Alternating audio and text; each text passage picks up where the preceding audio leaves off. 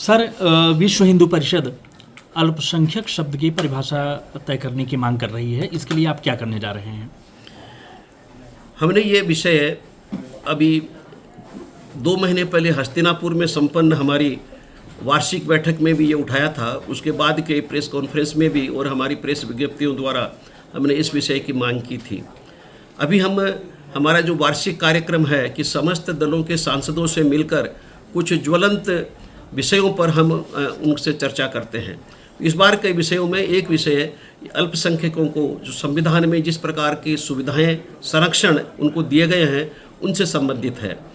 विश्व हिंदू परिषद का मानना है कि अल्पसंख्यकों को संविधान में कुछ न कुछ विशेषाधिकार संरक्षण देना ही चाहिए, जिससे वो अपने धर्म की, अपनी परंपराओं की, अपने संस्कृति का विकास ठीक तरीके से कर सके और अपने धर्मावलंबियों को, अपनी नई पीढ़ी को ठीक तरीके से शिक्षा भी दे सके। इसमें हमें किसी प्रकार का कोई ऐतराज नहीं है, परंतु इस प्रकार के विशेषाधिकार की आड़ में जिस प्रकार से वो हिंदुओं द्वारा संचालित संस्थाओं से एक अनफेयर कंपटीशन कर रहे हैं कि संस्थाएं चूँकि उनके मालिक और प्रबंधन क्रिश्चियन या मुसलमान हैं, परंतु छात्र उसमें पढ़ने वाले 90% हिंदू हैं, तो किसी भी प्रकार से ये अल्पसंख्यक शिक्षण संस्था नहीं रहती।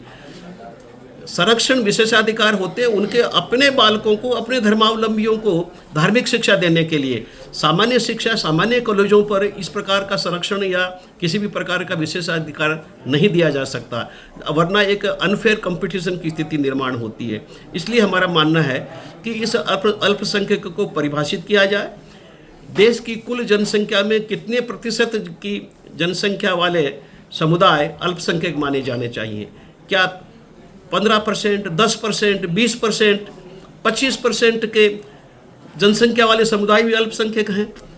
कुछ अंतर्राष्ट्रीय संस्थाओं ने, जैसे संयुक्त राष्ट्र संघ है, अंतर्राष्ट्रीय मानवाधिकार आयोग है, उन सब में माइनॉरिटीज़ की परिभाषा निर्धारित है, परिभाषित है। तो वहाँ से कुछ संदर्भ लेकर के और एक व्यापक चर्चा समाज में करके हमको यहाँ भी एक अल्पसंख्यक की परिभाषा तय करनी पड़ेगी, जिससे कल को ये नहीं स्थिति पैदा हो कि कोई समुदाय 25-30% की जनसंख्या वाला हो जाए फिर भी अपने आप को अल्पसंख्यक कहता रहे। इसलिए बहुत आवश्यक है कि अल्पसंख्यक की शब्द की परिभाषा तय की जाए और उनको दिए जाने वाले विशेषाधिकारों और संरक्षणों के ऊपर एक व्यापक चर्चा हो। आप जनसंख्या नियंत्रण कानून लाने की बात भी कर रहे हैं, उसके बारे में आप क्या कहेंगे?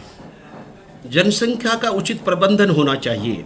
भारत पूरे विश्व में सबसे अधिक जनसंख्या वाला देश है और बहुत हमारा जो जनसंख्या का घनत्व है पर किलोमीटर, नंबर ऑफ पीपल बहुत अधिक हैं।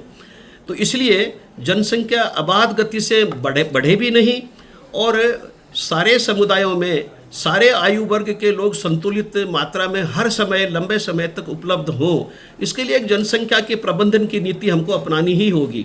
अभी हो रहा है कि मुसलमान और क्रिश्चियन दोनों की जनसंख्या तीव्र गति से बढ़ रही है, संख्या में भी बढ़ रही है और कुल जनसंख्या में उनका अनुपात, हिस्सा, प्रतिशत भी बहुत बढ़ रहा है।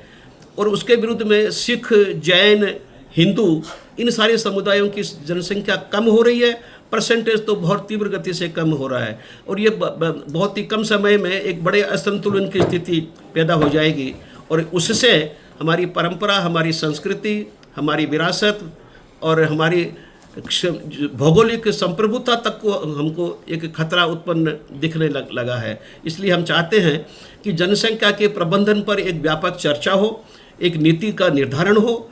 हर परिवार में 2 से 3 बच्चों का रहना, 3 से कम नहीं, 3 से ज़्यादा नहीं, या 2 से कम नहीं, 3 से ज़्यादा नहीं, इंसेंटिव और डिसइंसेंटिव्स का एक मिक्सचर सब समाज के सामने ला करके इस विषय को आगे बढ़ाना चाहिए। अगर आप ये वीडियो YouTube पर देख रहे हैं तो हमारे चैनल को सब्सक्राइब कर बेल आइकन दबाएं और Facebook पर देख रहे हैं तो हमारे पेज को लाइक करें।